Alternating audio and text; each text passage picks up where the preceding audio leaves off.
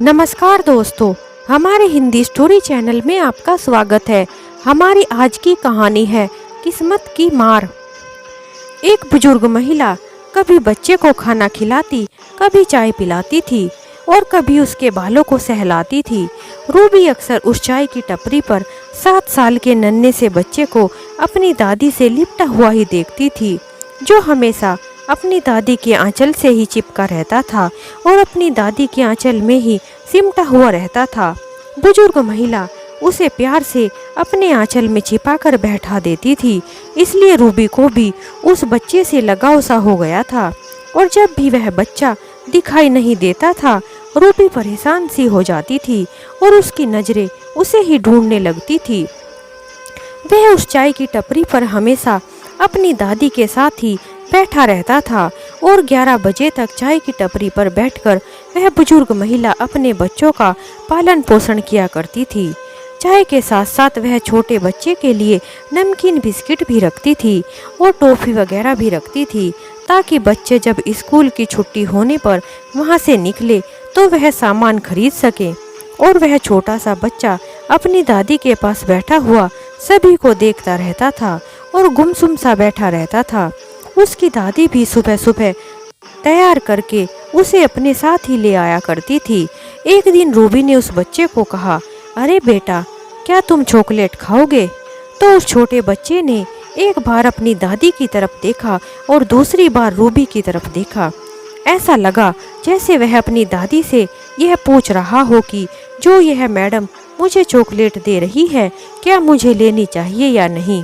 उसकी दादी ने कहा, बेटा, अगर यह आंटी तुम्हें प्यार से कुछ दे रही है तो ले लो। उस बच्चे ने चॉकलेट लेने के लिए अपना हाथ आगे बढ़ाया और चॉकलेट लेने के बाद फिर से अपनी दादी के आंचल में सिमट कर बैठ गया। बुजुर्ग अम्मा बोली, अरे बेटा, यह बच्चा बहुत ही संकोची है और जरा और डरा हुआ सा भी लगता है। यह तो मेरा पल्लू भी छोड़ना नहीं चाहता है और हमेशा मुझसे ही चिपका रहता है। अरे कोई बात नहीं आंटी जी। उसने उठकर वह सारी की सारी चॉकलेट उस बच्चे को पकड़ा दी और उसके बालों को सहलाते हुए पूछा, बेटा, तुम्हारा क्या नाम है? रूबी के पूछने पर उसने कोई जवाब नहीं दिया। तो फिर उस बुजुर्ग अम्मा ने कहा, अरे बेटा, इसका नाम आदित्य है। अरे माँ जी, इस बच्चे के माता पिता कहाँ हैं? क्या यह अपने माता पिता के पास नहीं रहता है? मैं तो इसे हर समय आपके ही पास देखती हूँ। रूबी की इतनी बातें सुनकर बुजुर्ग अम्मा की आंखों में आंसू आ गए थे और उसके पुराने जख्म फिर से हरे हो गए थे। रूबी बोली, क्या हो गया माँ जी? मुझे लगता है मैंने आपसे कोई गलत सवाल पूछ लिया है। मुझे माफ़ कर दीजिए। मेरा इरादा आपको दुखी करने का बिल्कुल भी नहीं था। मैंने तो बस इस बच्चे को हमेशा आपके साथ ही देखा, इसलिए मेरे मन में इसके माता पिता के बारे में यह जानने की इच्छा हुई, सो मैंने आपसे पूछ लिया। लेकिन अगर आप बताना नहीं चाहती तो कोई बात नहीं है, मैं आपको बताने के लिए मजबूर भी नहीं करूंगी। मेरा इरादा आपका दिल को चोट पहुंचाने का बिल्कुल भी नहीं था। तभी वह बूढ़ी महिला बोली, अरे नहीं बेटा, ऐसी कोई बात नहीं है। मैं तो बस किस्मत की मारी हूँ। मेरा भी एक हंसता खेलता परिवार हुआ करता था। फिर क्या हुआ माँ जी? रूबी ने पूछा। रूबी के पूछने पर वह बुजुर्ग महिला अपने अतीत के पन्नों को पलटने लगी और अपनी पिछली यादों में खो गई। अब क्या बताऊं मम्मी, मैं तो बर्बाद हो चुकी हूँ। मैं तो भली चंगी अपने पति के साथ अपने घर में ही रहा करती थी और एक अच्छी जिंदगी बिता रही थी। मैं अपने पति के साथ काफ़ी खुश थी, लेकिन जब से मेरे सास ससुर मेरे पास रहने के लिए आए हैं, तब से ही राजेश बहुत परेशान रहने लगे थे। उनकी नौकरी बहुत अच्छी थी, लेकिन इतनी अच्छी नौकरी को छोड़ने के बाद अपना बिजनेस करने लगे थे। सब कुछ अच्छा चल रहा था, पर उसके ही माँ बाप की नज़र लग गई। जैसे ही उसके माँ बाप की नज़र लगी हो, अब तो मैं इस घर में एक पल भी नहीं रहूंगी। पता नहीं लोगों ने क्या जादू टोना कर दिया है।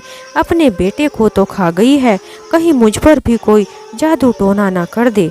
गीता अपनी माँ ममता जी से बोली, हाँ बेटी, हो सकता है तुम्हारी सास मुझे कुछ ज़्यादा ही खराब लगती है।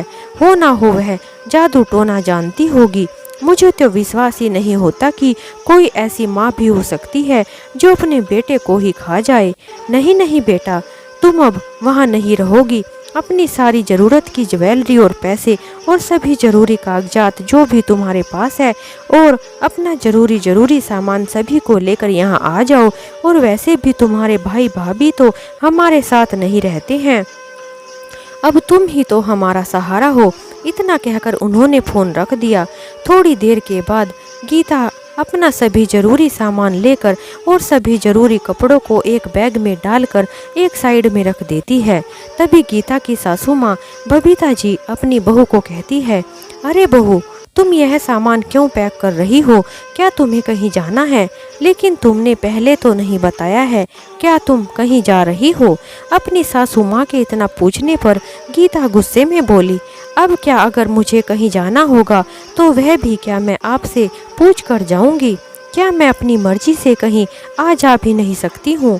अब आप जो चाहती थी वह तो हो गया है, क्या आप मुझे भी चैन से नहीं जीने देंगी?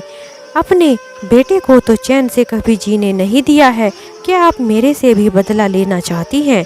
बबीता जी अपनी धीमी सी आवाज़ में बोली, अरे बहू, यह कैसी बातें कर रही हो? अब तुम्हारे सिवा हमारा है ही कौन? उसने खेलने की उम्र में हमारा बेटा इस दुनिया से चला गया है। भगवान भी पता नहीं क्या खेल खेलते हैं। अच्छा होता कि हमें ही उठा लेते, लेकिन उन्होंने हमारे बेटे को हमारी आंखों से ओझल कर दिया है। और अगर तुम भी ऐसे ही करोगी तो फिर हम किसके सहारे जिएंगे? और यह सामान क्यों पैक कर रही हो?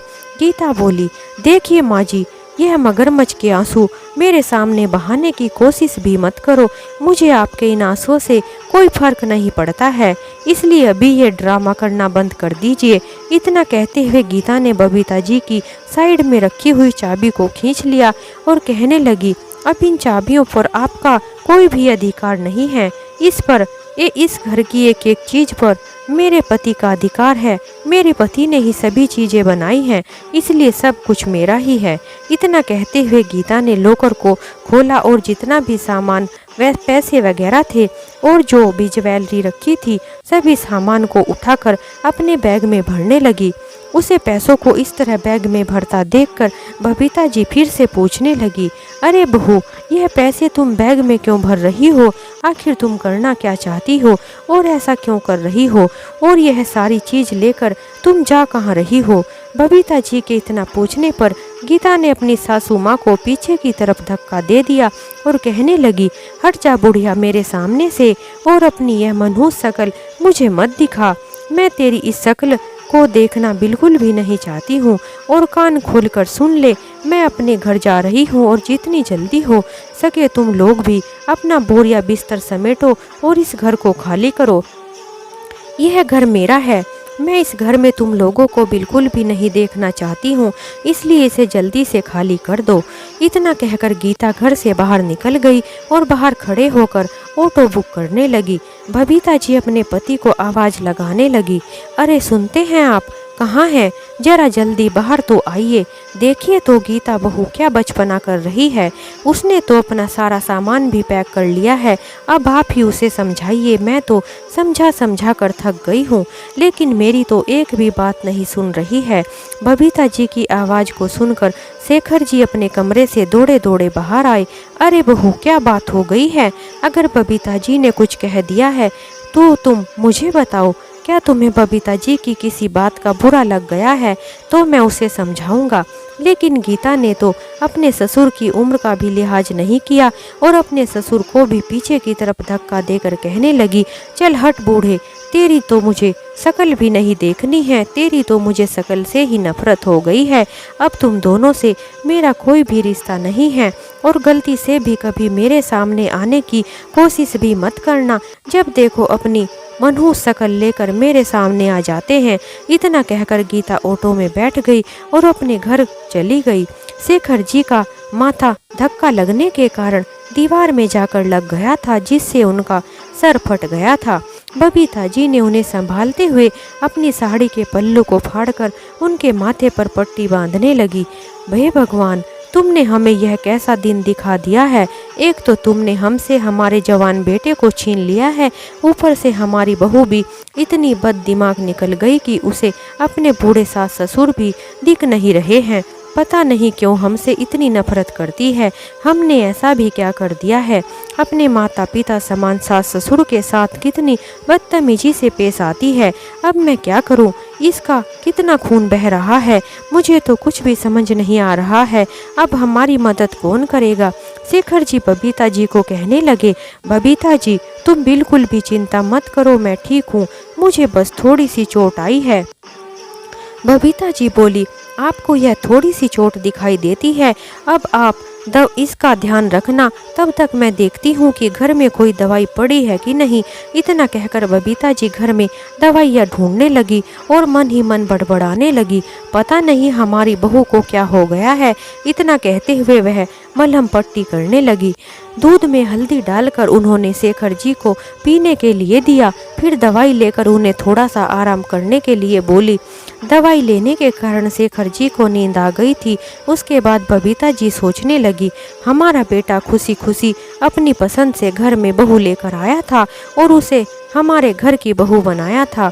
अब तो अपने बेटे की खुशी में ही खुश थे, लेकिन भगवान ने हमें ऐसा दिन दिखाया कि हमारा बेटा अच्छी खासी नौकरी कर रहा था, लेकिन हमारी बहू के कहने पर उसने बिजनेस क्या शुरू किया। दिन रात उसके माथे पर तो चिंता की लकीरें ही दिखाई देने लगी थी।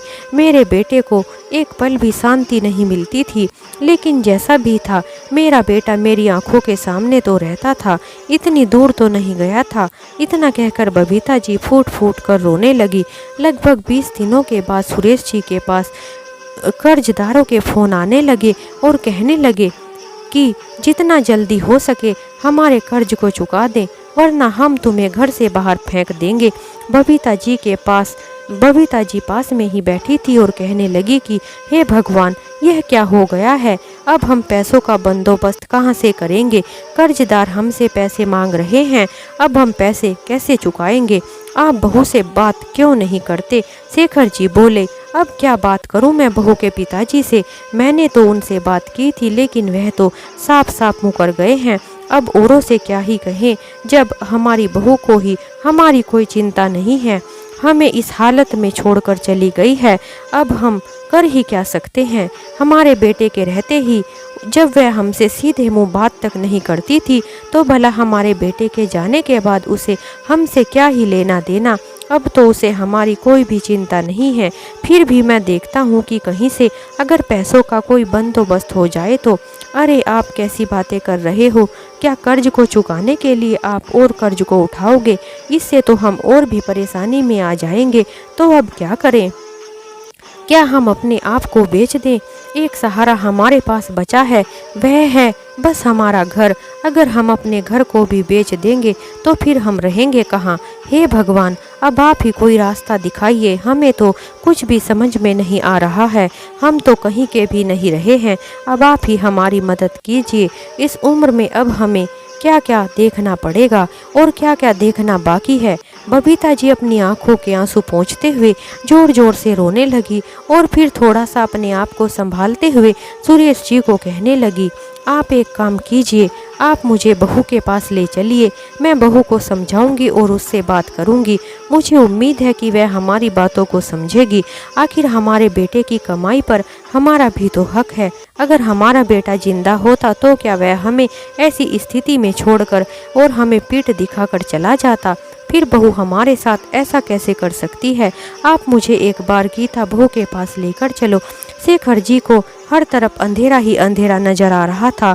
थोड़ा सोचने समझने के बाद उन्होंने कहा, ठीक है, अगर तुम कहती हो तो मैं तुम्हें बहू के पास ले चलता हूँ। तुम तैयार हो जाओ, अब हम अभी चलते हैं। इतना कहकर दोनों अपने घर में ताला लगाकर घर से बाहर निकल गए।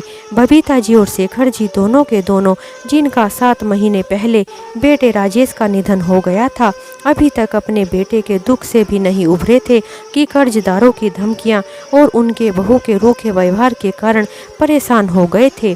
कर्जदारों ने उन्हें रोज रोज परेशान करना शुरू कर दिया था और उस पर उनकी बहू गीता का व्यवहार उन्हें अंदर ही अंदर खोखला बना रहा था। गीता ने अपने पति के इंश्योरेंस के पैसे भी अपने पास ही रख लिए थे और अपनी ज्वेलरी और कपड़े लत्ते और पैसे सभी को लेकर वहां से चलती बनी थी और पीछे छोड़ गई अपने बूढ़े सास ससुर के लिए सिर्फ कर्ज और कर्ज। जब कर्जदारों ने पैसे मांगना शुरू किया तब जाकर उनके माता पिता को होश आया और उन्हें पता चला कि उनकी बहू तो यहाँ से सब कुछ समेट कर जा चुकी है। जब उन्होंने इस बारे में गीता के पिता से बात की तो उन्होंने तो साफ साफ मना कर दिया और यह कह दिया कि हमारी बेटी तो कुछ भी लेकर नहीं आई है और ना ही हमारी बेटी ने ऐसा कुछ किया है। सारा कर्ज भी तुम्हारे बेटे ने ही उठाया है, इसलिए वह कर्ज तो आपको ही चुकाना पड़ेगा। इसमें हमारी बेटी आपकी कोई भी मदद नहीं करेगी। 3 घंटे का सफ़र तय करने के बाद वह बुजुर्ग दंपत्ति गीता के घर पहुंच गए थे। जब वे वहां पहुंचे तो उन्होंने देखा कि गीता अपनी मां के साथ शॉपिंग करने के लिए बाजार गई हुई है। बबीता जी और शेखर जी ने वहां रुककर उसका इंतजार करना ही जरूरी समझा। जब गीता बाजार से लौटकर आई तो अपने सास ससुर को देखकर दोनों माँ बेटी के मुंह ही बिगड़ गए थे। उन्हें देखकर ममता जी गुस्से में बोली, आप लोग यहाँ पर क्या लेने आए हैं? अब तुम्हारा यहाँ क्या रखा है? क्या आप लोगों से मेरी बेटी की खुशी बर्दाश्त नहीं होती है? मेरी बेटी का आप लोगों से अब कोई रिश्ता नहीं है। अरे समधन जी, ऐसा मत कहिए, बबीता जी ने कहा। गीता अभी भी हमारी बहू है और बल्कि यह बहू नहीं बेटी है, इसलिए आप ऐसी बातें मत करो। हमारे ऊपर इतना बड़ा संकट आ गया है, हम तो यहाँ पर अपने बेटे के इंश्योरेंस के पैसों की बातें करने के लिए आए हैं। गीता चिल्लाकर बोली, कौन से इंश्योरेंस के पैसे और कौन से पैसे के बारे में बात कर रहे हो? राजेश जी मेरे पति थे और उनके इंश्योरेंस के पैसों पर भी मेरा ही अधिकार है, समझे आप दोनों। इसलिए उन पैसों को भूल जाइए और मुझे आप लोगों से कोई भी बात नहीं करनी है। अब चले जाइए यहाँ से, मेरा मूड खराब मत कीजिए, मेरा आपसे बात करने का बिल्कुल भी मन नहीं है। बबीता जी बोली, अरे बहू ऐसा मत करो, हम पैसे कहाँ से चुकाएंगे? आखिर हमारे बेटे ने तुम्हारी खुशी के लिए ही तो यह कर्ज उठाया था और तुम्हारी खुशी के लिए ही हमारे बेटे ने यह बिजनेस शुरू किया था। उसकी तो अच्छी खासी नौकरी थी, लेकिन तुम्हारी खुशी की खातिर उसने अपनी नौकरी को भी छोड़ दिया था। क्या हमारे बेटे की कमाई पर और उसके इंश्योरेंस के पैसे से हमारा कोई अधिकार नहीं है? तुम हमारे साथ इतना बड़ा अन्याय कैसे कर सकती हो?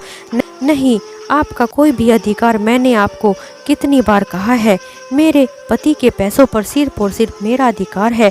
क्या आपको एक बार कही बात समझ में नहीं आती है जो 10 बार समझाना पड़ेगा? आज के बाद हमारे घर में कदम रखने की भी हिम्मत मत करना। इस घर में अब आपका कोई भी नहीं रहता है और मेरा आप लोगों से कोई मतलब नहीं है। अगर दोबारा से आप इस घर में आए तो मैं आप दोनों को धक्के मारकर इस घर से बाहर निकाल दूंगी। अब दरवाज़ा खुला है, आप दोनों यहाँ से जा सकते हो। और एक बात का शुक्र मानो कि जिस घर में तुम लोग अभी तक रह रहे हो, मैंने उस घर पर अभी तक अपना अधिकार नहीं जमाया है, वरना तुम लोग तो रास्ते पर भीख मांगते नजर आते। इसलिए सोच समझ लो और दोबारा से मुझे अपनी शक्ल भी मत दिखाना। और आप दोनों के लिए अच्छा तो यही होगा कि अपने सामान को समेटकर किसी वृद्ध आश्रम में चले जाओ और कभी भी मेरे सामने आने की हिम्मत भी मत करना। चले भी जाओ यहाँ से, क्यों बेशर्मों की तरह यहीं पर बैठे हुए हो? बबीता जी, शेखर जी अपनी बहू से बेइज्जत होकर अपने घर चले गए। अब तो उन दोनों को कुछ भी समझ में नहीं आ रहा था कि क्या करें। उधर जब गीता को पता चला कि वह मां बनने वाली है तो उसे बहुत गुस्सा आया। अब तो उसने अपने बच्चे को गिराने की उसने बहुत कोशिश की, लेकिन काफ़ी देर से पता लगने के बाद वह ऐसा नहीं कर पाई थी। काफ़ी लेट हो जाने के कारण डॉक्टर ने भी अबॉर्शन करने से मना कर दिया था। उन्होंने यह कहा था कि समय ज़्यादा हो गया है और अगर अबॉर्शन किया गया तो इससे जच्चा और बच्चा दोनों को खतरा हो सकता है। लेकिन गीता की मां अपनी बेटी को लेकर दूसरे शहर में चली गई, क्योंकि यहाँ रहती तो लड़के वालों को उन पर शक हो जाता। समय बीत रहा था। गीता ने एक प्यारे से लड़के को जन्म दिया और अगले दिन ही उसकी माँ उसे बच्चे को उसकी दादी की गोद में पटक कर चली गई, कहते हुए कि संभालो अपनी अमानत को, इसकी वजह से मैं अपनी बेटी की ज़िंदगी को बर्बाद नहीं कर सकती। अपने पोते को देखकर बबीता जी बहुत खुश हुई और उन्होंने अपने पोते को अपने आंचल में समेट लिया। शेखर जी भी अपने पोते को देखकर बहुत खुश थे। अब तो दोनों पति पत्नी अपने पोते का पालन पोषण अच्छे से करने लगे थे। शेखर जी ने भी सोच लिया था कि वह अब अपने लिए नहीं बल्कि अपने पोते के लिए जिएंगे और अपने पोते के लिए लड़ाई जरूर लड़ेंगे। तभी शेखर जी उठकर बाहर जाने लगे। बबीता जी बोली, कहाँ जा रहे हैं आप? शेखर जी बोले, नहीं बबीता जी, हमारे बेटे की कमाई पर उसके बेटे का हक है और उसका हक मैं लेकर ही रहूँगा। लेकिन आप ऐसा भी क्या कर सकते हैं जो अपने पोते को उसका हक दिलवाने की बात कर रहे हैं? गीता और उसके घर वाले तो कभी भी नहीं मानेंगे। हम तो कुछ भी नहीं कर पाएंगे। बेकार में ही इस उम्र में आप क्यों परेशानी मोल ले रहे हो? तो बबीता जी, आपको क्या लगता है कि हम इस घर को बेच दें? लेकिन इस बच्चे का भविष्य भी तो हमारे ही हाथों में है। इसके भविष्य भी तो हम दोनों को ही संभालना है। अगर हमारा बेटा जिंदा होता, क्या वह अपने बेटे के भविष्य को नहीं संभालता और वह अपने बेटे के साथ ऐसा होने देता? अगर आज हमारा बेटा हमारे साथ नहीं है तो हमें अपने बेटे के इस अंश के लिए कुछ तो करना ही होगा। हम हाथ पर हाथ रखकर नहीं बैठ सकते। इससे इसका अधिकार हम जरूर दिलवाएंगे, चाहे जो भी करना पड़े। और बबीता जी, हम अपने इस पोते को हक दिलवाने के लिए कानून की मदद लेंगे और कानून से ही पूछेंगे कि अगर कानूनी तौर पर पति की कमाई पर पत्नी का अधिकार है तो कर्ज पर माता पिता का अधिकार कैसे है? क्या कर्ज भी पत्नी के हिस्से में नहीं आता? आखिर कानून की कौन सी किताब में लिखा है? यह तो हम पूछ ही सकते हैं। कानून की किताब में इसका कोई तोड़ तो होगा ही। कानून ने कोई व्यवस्था तो की ही होगी। हम यहाँ अपना सर पकड़कर बैठे नहीं रह सकते। अगर हम बूढ़े हो गए हैं तो क्या हुआ, हमारा हौसला तो खत्म नहीं हुआ है। मैं अभी के अभी वकील साहब के पास जा रहा हूँ, अब तो इसका फैसला कोर्ट में ही होगा। इतना कहकर शेखर जी वकील से मिलने के लिए चले गए। कोर्ट में जाकर उन्होंने वकील साहब को सारे कागजात दिखाए जो उनके बेटे राजेश ने अपने बिजनेस को करते समय पैसे खर्च किए थे। उन्होंने वकील साहब को सारी बातें बता दी कि हमारी बहू हमारे घर से पैसे और जेवर लेकर चली गई है और हमारे पोते को हमारे पास ही छोड़ गई है और वह कभी हमारा सम्मान भी नहीं करती है और सारा कर्ज भी उसने हमारे ऊपर ही छोड़ दिया है और फिर से शादी कर रही है। हमारे बेटे को तो गुजरे हुए अभी 1.5 साल भी नहीं हुआ है और उसने अपना असली रंग दिखाना शुरू कर दिया है। क्या वह हमारे बेटे के मरने का ही इंतजार कर रही थी? क्या वह इसी दिन का इंतजार कर रही थी कि कब हमारा बेटा गुजरे और कब वह दूसरी शादी करे? वकील साहब, अब हमें इंसाफ चाहिए। शेखर जी इतना कहकर फूट फूट कर रोने लगे। आए दिन कोर्ट कचहरी का चक्कर लगने लगा, लेकिन शेखर जी का हौसला बिल्कुल भी कम नहीं हो रहा था। अब तो बबीता जी भी अपने पति के साथ लड़ाई में शामिल हो गई थी। उन्हें पता था कि यह लड़ाई बिल्कुल भी आसान नहीं है, लेकिन लड़नी तो पड़ेगी ही। आखिर बूढ़े माता पिता को इंसाफ कैसे मिलेगा? बबीता जी ने कहीं से पता लगाया कि गीता की शादी जिस घर में हो रही है वह दोनों दंपत्ति इस घर में पहुंच गए और उन दोनों ने अपनी आप बीती सबको सुना दी और उन लोगों को कहने लगे कि भगवान ना करे जो हमारे साथ हुआ है और जो हमारे ऊपर बीत रही है वह आप लोगों के ऊपर बिल्कुल भी ना गुजरे। भगवान ना करे कि आप लोगों के साथ भी ऐसा कुछ हो जो हमारे साथ हो रहा है। अगर आपने अपने बेटे की शादी उस लड़की के साथ की तो सोचिए कि जो हमारे साथ हो रहा है कल को आपके साथ भी हो सकता है। लड़के के माता पिता उसी दिन गीता के माता पिता को फोन करके अपने बेटे का रिश्ता तोड़ दिया। सब कुछ अपने हाथ से फिसलता देखकर गीता एक दिन अपने घर आ पहुंची। उस वक्त बबीता जी अपने घर पर नहीं थी और उसका बेटा अपने दादा जी के साथ खेल रहा था। शेखर जी की तबीयत अब ठीक नहीं रहती थी, वह कुछ ज़्यादा ही बीमार रहने लगे थे, इसलिए वह घर पर ही रहते थे। गीता और उसकी माँ शेखर जी से जबरदस्ती कुछ कागजों पर साइन करवाकर और उसके पोते को अपने साथ लेकर चली गई। जब बबीता जी घर पर लौटी तो उनके पति शेखर जी की इस सदमे के कारण मौत हो चुकी थी। गीता और उसकी माँ ने सुरेश जी को इतना टॉर्चर किया कि वह बर्दाश्त नहीं कर पाए थे, जिस कारण से उनकी मौत हो गई थी। और अब बीच में मज़ेदार में ही शेखर जी अपनी पत्नी को का साथ छोड़कर चले गए थे और दूसरी तरफ गीता अपने बेटे को लेकर पता नहीं कहाँ चली गई थी। उनके पास तो एक ही सहारा था, वह भी माँ बेटी उसे छीन कर ले गई थी। किस्मत की मारी बबीता जी बहुत दुखियारी हो गई थी और डर डर की ठोकरें खाती फिर रही थी। जाने कितने दरवाजे खटखटाए, जाने कितनी मन्नतें मांगी थी, लेकिन किसी ने भी उनकी एक भी पुकार नहीं सुनी थी। लेकिन वह भी हार मानने वालों में से नहीं थी। कई सालों के बाद उनकी फाइल दोबारा से खोली गई। आज फिर एक उम्मीद के बाद बबीता जी अदालत पहुंच गई थी। जज साहब अपनी कुर्सी पर आकर बैठ गए थे और अपनी फाइल में कुछ लिख रहे थे कि तभी बबीता जी हाथ जोड़कर रोते हुए बोली, जज साहब, मैं बहुत थक गई हूँ। अकेले लड़ते लड़ते मेरे अंदर और ताकत नहीं बची है। मैं इन बूढ़ी हड्डियों में और साहस नहीं रहा है लड़ने का। जैसे ही आवाज़ यह जज साहब के कानों में पड़ी तो उन्होंने अपनी गर्दन को ऊपर उठाकर देखा तो उनके पैरों तले से तो जमीन ही खिसक गई थी। उस बुजुर्ग औरत को देखकर उस जज की आंखों से भी आंसू बहने लगे। अपनी दादी को अपनी आंखों के सामने देखकर आदित्य खुद को रोक नहीं पाया था। उम्र के करीब लगभग 97 साल की हो चुकी थी। हाथ पैर बिल्कुल कंकाल तंत्र बन गए थे और हड्डियों का मात्र एक ढांचा ही बचा था। आदित्य का दिल जोर जोर से रो रहा था और उसका मन कर रहा था कि वह अपनी दादी को दौड़कर गले से लगा ले, लेकिन किसी तरह से उसने अपने आप को संभाला और वहीं से हाथ जोड़कर उनको प्रणाम किया। अपनी दादी की सारी बात सुनने के बाद जज ने एक छोटा सा ब्रेक लिया और फिर आदित्य ने सारी हकीकत का पता लगाया तो एक अधिकारी बोले, सर, यह बुढ़िया अम्मा जाने कितने सालों से कोर्ट कचहरी के चक्कर काट रही है और एक बड़े अच्छे से अधिकारियों से मन्नतें कर रही है, लेकिन बेचारी को कोई भी फायदा नहीं हुआ। बूढ़ी अम्मा जाने कितने सालों से इंसाफ मांगती फिर रही है, लेकिन सभी की जेबें को पहले से ही पैसों से भर दी जाती है। अभी तक बेचारी को इंसाफ नहीं मिला है। थोड़ी देर के बाद जज साहब अपनी कुर्सी पर आकर बैठ जाते हैं। उसके बाद उन्होंने अपना फैसला सुनाया और अपनी माँ और अपनी नानी को 8 साल की सज़ा सुनाई। यह सुनते ही गीता और ममता जी की आंखें फटी की फटी रह गई। उन्होंने तो सपने में भी नहीं सोचा था कि उनका बेटा आदित्य कभी उनके खिलाफ जाएगा। अदालत से लोग उठकर सभी अपने अपने घर को जा चुके थे। आदित्य ने वहां से उठकर अपनी दादी के पैर छुए और उन्हें अपने गले से लगा लिया। दादी जी, क्या आपने मुझे नहीं पहचाना है? बबीता जी तो उसे पहचान ही नहीं पा रही थी, लेकिन जब आदित्य ने बताया तो उसे देखने लगी। आदित्य ने कहा, दादी देखो, मैं आपका पोता आदित्य हूँ।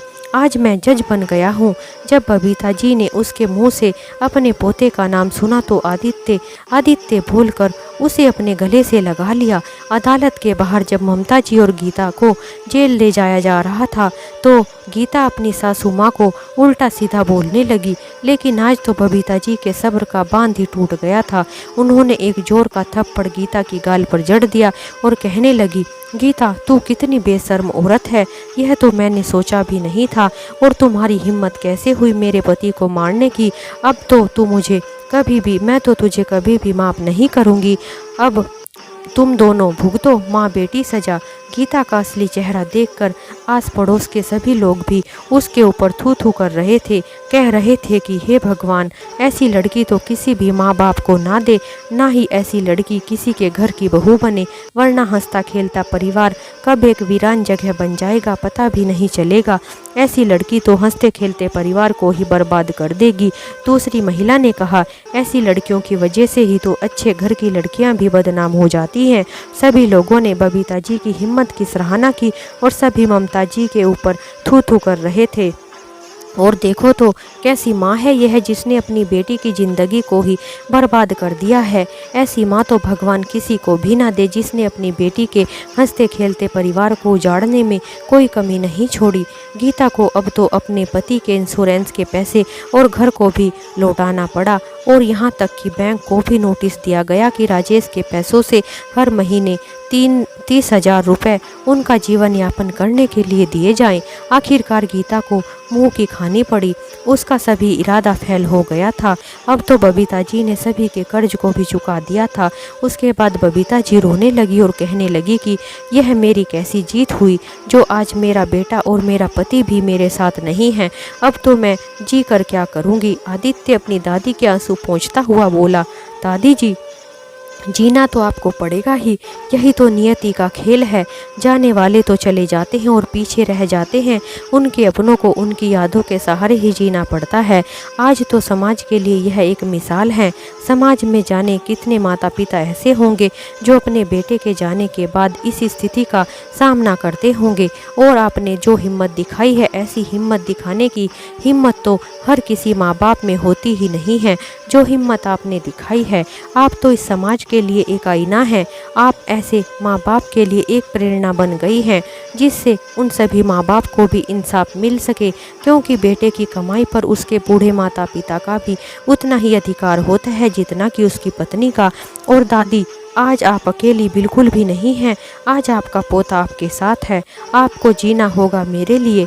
इतना कहकर आदित्य ने अपनी दादी को अपने गले से लगा लिया और आदित्य बबीता जी को लेकर अपने घर आ गया। वहाँ पर आदित्य ने अपनी दादी को किसी भी तरह की कोई परेशानी नहीं होने दी। आदित्य ने अपनी दादी को कहा कि दादी, आप कुछ करती क्यों नहीं हो जिससे आपका समय आसानी से कट जाए। बबीता जी बोली। आदित्य ने बबीता जी को कुछ संस्थाओं से जुड़वा दिया जो बेटा बहू अपने बूढ़े माता पिता को परेशान करते थे या जिन्हें इंसाफ नहीं मिलता था, उनके लिए वह खड़ी हो जाती थी। और इस तरह उन्होंने अपना जीवन दूसरों के लिए बिताना शुरू कर दिया। आदित्य ने अपनी दादी की जो संपत्ति बची हुई थी वह सारी संपत्ति वृद्धाश्रम के नाम करवा दी। थोड़े दिनों के बाद बबीता जी ने एक अच्छी सी लड़की के साथ अपने पोते आदित्य की शादी तय कर दी और शादी करने के बाद सीखा भी अपनी दादी की बहुत सेवा करती थी। खुशी खुशी सभी मिलकर रहते थे। अब तो बबीता जी की आखिरी के दिनों में अच्छे से सेवा हो रही थी।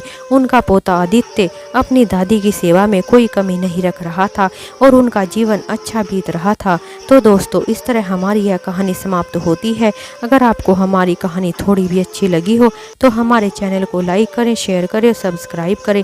हमारी कहानी सुनने के लिए आप सभी का बहुत बहुत धन्यवाद। एक नई कहानी के साथ हम आपसे फिर मिलते हैं।